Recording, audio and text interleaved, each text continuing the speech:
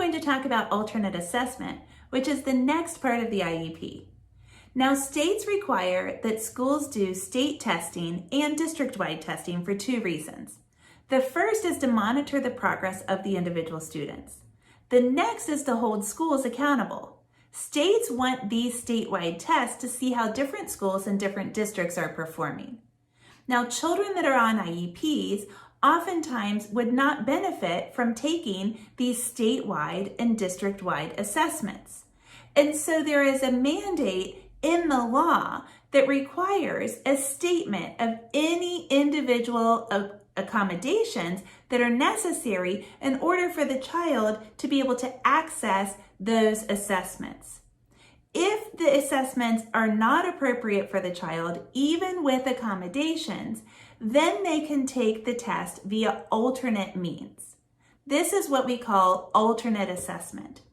If the IEP team determines that a statewide assessment is not appropriate for a child, they must issue a statement in the IEP that says why it's not appropriate. Now, what that statement has to say is why the child cannot participate in the regular assessment and the particular assessment that is going to be selected for that child. There are basically two different kinds of assessments.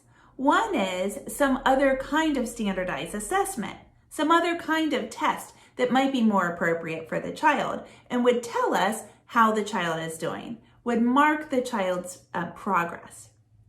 The other is some kind of portfolio or compilation of data that would also tell the state how the child was doing and whether or not the child was making progress. If a child has a very, very severe disability, then we might have alternate achievement standards. However, if the disability is not as severe, a more moderate disability, then we might have something that we call modified achievement standards. Those might not be as significant as what we would have in the alternate achievement standards.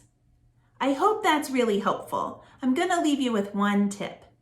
You should look at your state's graduation requirements and diploma requirements, because sometimes if children are on alternate assessment, a certain kind of diploma and all of the graduation requirements might differ.